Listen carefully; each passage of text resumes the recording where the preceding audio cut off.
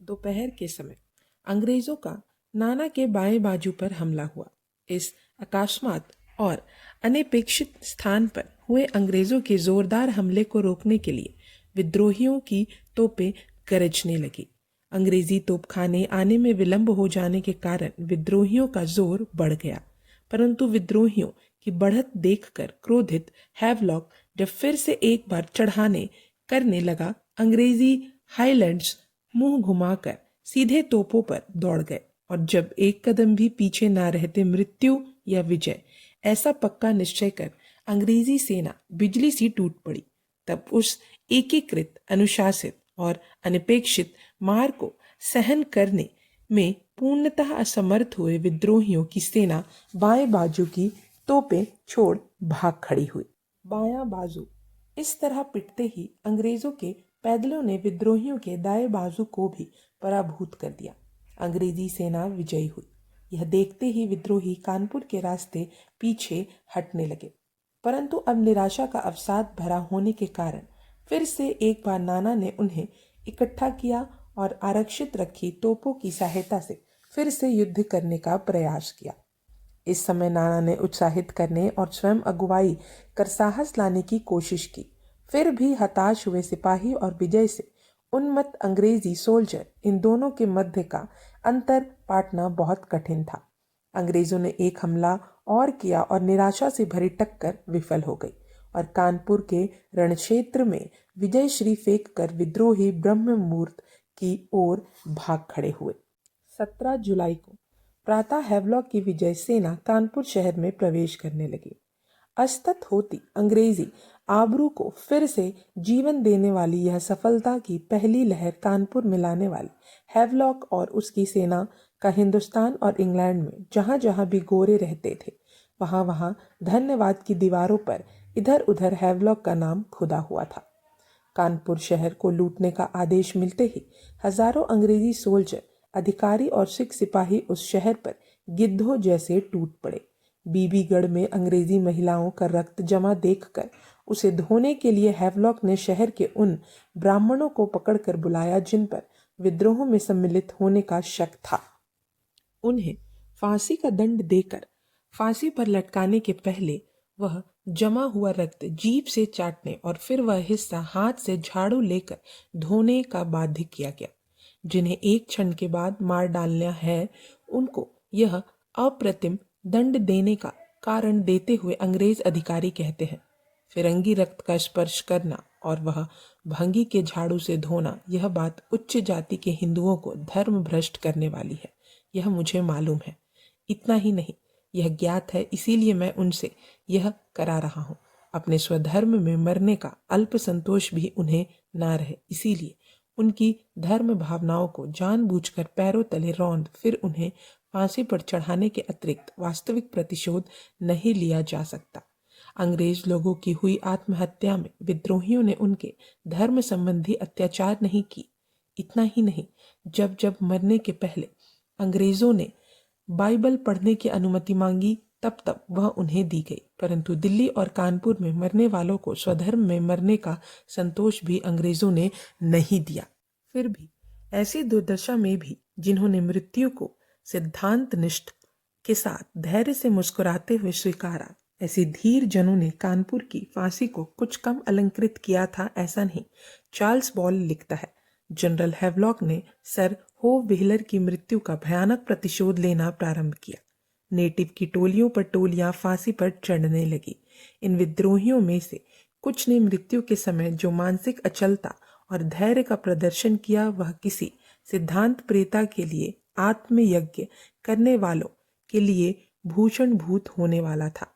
कानपुर के स्वदेशी मजिस्ट्रेटों में से जिन्होंने विद्रोह में नाना की विपुल सहायता की थी और जो फिरंगियों का कट्टर द्वेषी था, ऐसे एक मजिस्ट्रेट की जांच चलने और उसे अधम नीच जनोचित मृत्यु का दंड दिए जाने पर वह इतना निश्चित दिख रहा था मानो वह मृत्यु दंड उसे ना दिया जाकर दूसरे ही किसी को दिया जा रहा है। प्रशांत स्थिरता से उठ उसने जज की ओर पीठ फेरी और अपने लिए खड़ी की गई फांसी की ओर वह दृढ़ पदन्यास से चल कर गया।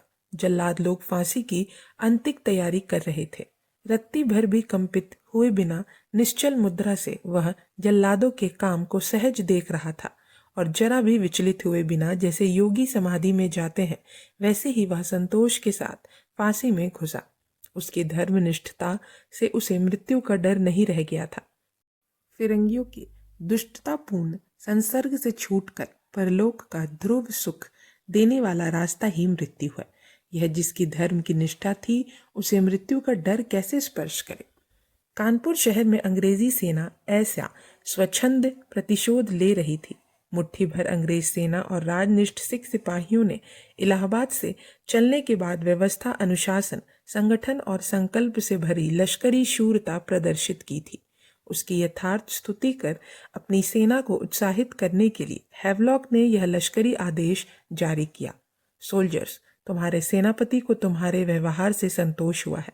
निष्ठा और संकल्प में कुशल ऐसी दूसरी सेना उसने नहीं देखी है। 7 और 16 तारीखों के बीच जुलाई के तीखे सूरज की परवाह किए बिना तुमने 120 मील का आक्रमण किया और 4 लड़ाइयां जीती, पर हाथ में लिया काम पूरा किए बिना झूठा संतोष मानकर चुप बैठने वाला जनरल हैवलॉक नहीं था। समाप्ति के सिवाय समापन नहीं, यह उसकी टेक थी। उसने उपर्युक्त प्रोत्साहन देकर आगे कहा, तुम्हारे लोग लखनऊ में संकटग्रस्त हैं, आगरे में घेरा लगा है, विद्रोही क्रांति के हाथों में दिल्ली अभी भी फंसी है। तुम्हें सफलता पानी है तो तुम्हें स्वार्थ त्याग ही करना पड़ेगा। 3 नगर संभालते हैं, 2 बंधन मुक्त करने हैं। यह सब कार्य निश्चित ही पूरे करोगे, इसका तुम्हारे सेनापति को पूर्ण विश्वास है। केवल तुम उतनी ही उत्साह से उसकी सहायता करो और तुम्हारी बहादुरी जितनी ही तुम्हारा अनुशासन भी दृढ़ बना रहे। हैवलॉक के पीछे पीछे जनरल नील भी इलाहाबाद की सुरक्षा के लिए आवश्यक अंग्रेजी सेना रखकर शेष सेना के साथ कानपुर पहुंच गया। समान अधिकार वाले ये 2 अधिकारी एक स्थान पर आते ही दोनों को ही सारी सेना अपने अधिकार में हो, ऐसी महत्वाकांक्षा उत्पन्न होने के कारण पहले ही बहुत अधिक अनुशासनहीन हुई अंग्रेजी सेना में और अधिक अनुशासनहीनता होने की आशंका है। यह देखकर हैवलॉक ने नील को साफ साफ कहा, जनरल नील, अब हम दोनों एक दूसरे का साफ पहचान ले तो ठीक है। जब तक मैं यहाँ हूँ पूरा शासन मेरे अधीन रहेगा। तुम कोई भी आदेश जारी नहीं करोगे। इस सार्वजनिक कार्य में व्यक्ति विषयक मत्सर ना हो, इसीलिए कानपुर को नील ने संभाला और लखनऊ को मुक्त करने के लिए सेना लेकर हैवलॉक अवध की ओर कूच कर गया। नील ने कानपुर की सुरक्षा के लिए एक नई युक्ति अपनाई। वह यह कि वहां के महारों की एक सेना तैयार कर उसके अधीन सारा शहर कर दिया। नगर की उच्च जातियों के विरुद्ध अति शूद्रों को प्रोत्साहित करने की यह युक्ति उत्तम सिद्ध हुई। मुसलमान और हिंदुओं में फूट नहीं डाली जा सकी। जब जाति भेद का नया भूत खड़ा कर दिया गया, वह सफल भी रहा। हिंदू धर्म और हिंदू राज्य के लिए फिर एक बार जूझना होगा। कानपुर में पराजित हो जाने के बाद नाना साहेब पेशवा ब्रह्मवत से खजाना, सशस्त्रागार और सेना लेकर गंगा पार हो गए। 1857 के स्वतंत्रता संग्राम में वे क्रांतिवीर केवल स्वधर्म और स्वराज्य के लिए ही कैसे लड़ रहे थे, यह सिद्ध करने के लिए उसी समय उस प्रदेश में उस काल के युद्ध जिन्होंने अपनी आंखों से देखे, वसई महाराष्ट्र की उन्हें वेद शास्त्र संपन्न विष्णु भट्ट गोडसे ने अपने यात्रा वृत्ति की एक पुस्तक माझा प्रवास अथवा सन 1857 के विद्रोह की कथा उसी समय लिखी। वह यात्रा वर्णन चिरंजीवी वैद्य ने प्रकाशित की। उस पुस्तक में श्री गोडसे भट्ट जी ने कानपुर छोड़ते समय का वर्णन बड़ी ही मर्मिक भाषा में किया है।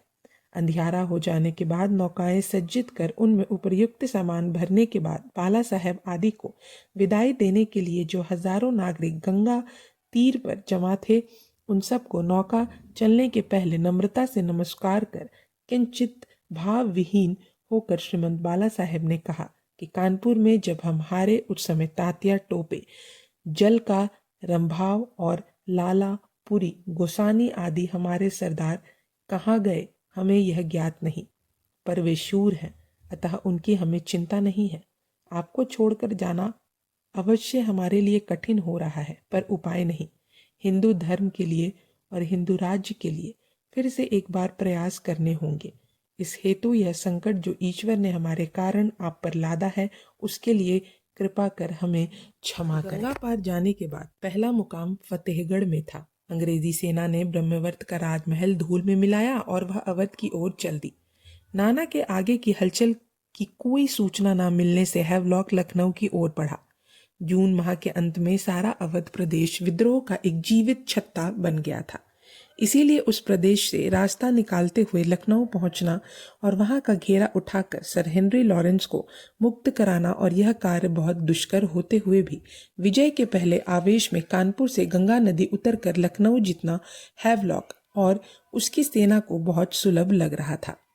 दिल्ली गए माने दिल्ली जीती, यह धारणा जैसे पंजाब से दिल्ली पहुंची अंग्रेजी सेना के सेनानियों को भ्रमित की थी, वैसे ही गंगा उतरना माने लखनऊ जीतना यह धारणा इलाहाबाद से आ रहे हैवलॉक को उत्साहित करने लगी।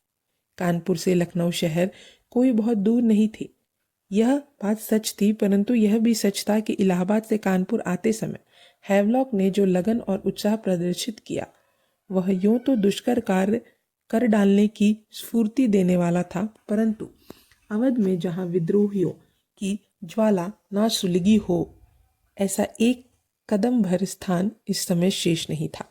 हिंदुस्तान में जहां पूर्बिया सिपाहियों ने विद्रोह प्रारंभ किया, उन पूर्बियों का अवध पालना होने से वहां के गांव-गांव में झोपड़े झोपड़े में उन पूर्बियों की माँ बाप बच्चे बच्चों नाते संबंधी दोस्त यार सारे राज्य क्रांति की अनिवार्य चेतना से सुलगे हुए थे। फिर भी विजय से अभिभूत आंगल सेनानी को यह स्थिति डरा नहीं सकी। उल्टे उसका उत्साह इतना बढ़ गया कि मैं देखते ही लखनऊ जीत लूंगा और फिर दिल्ली जाऊंगा और दिल्ली भी जीत कर फिर आगरा मुक्त करूंगा। ऐसी हिम्मत से हैवलॉक लगभग 2000 अंग्रेजी सैनिक एवं 10 तोपें सहित 25 जुलाई को गंगा पार हो गया। कानपुर में जनरल नील और हैवलॉक लखनऊ जा रहा है। इस तरह की स्थिति जुलाई के अंतिम दिनों अंग्रेजी सेना की थी।